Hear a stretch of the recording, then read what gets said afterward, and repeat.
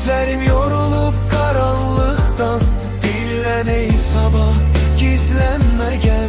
Yüreğim titreyir bu soyuldan, bir ümid ışığı, bir nefes besti. Koymasın içimi yine derde, tek tenha. Belki de hardasa dua eden var, adımı bilmese de yüreğiyle çağırar. Ben de sana sarılıp pıçıldayaram, gel bu zulmeti biz birlikte dağıtalım.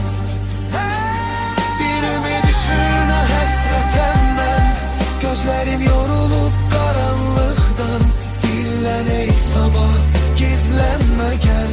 Yüreğim titreyir bu soyuldan, bir ümid ışığı, bir nefes bestir. Koymasın içimi yine derde, tek tenha. Günahın yoktursa cehennemde ne işin var? Ben öz adımı yazmışam divarlara kara kara. Sen ise beni çağırırsan, saf yüreğiyle titreyen sesinle. Günahın yoktursa niye yanır beyni nefeste?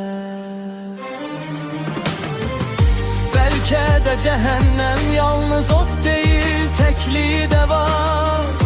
Yanımda dayanmağın xilas kimidir, senin günahın azgar.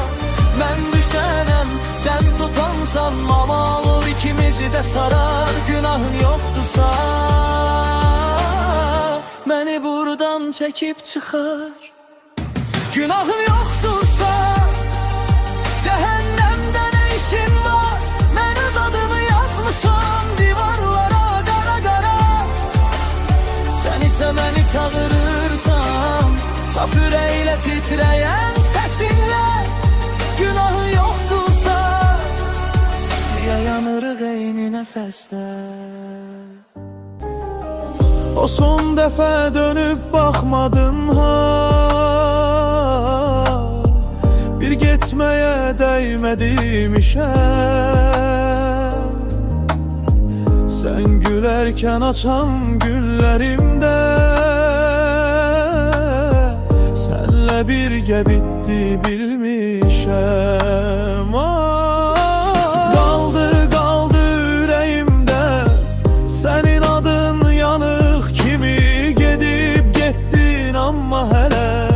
Sen kalıpsan kanım kimi, kaldı kaldı bakışların. Şüşe kimi kesir beni, sustu dilim, sustu sesim. Senin adın çağır beni.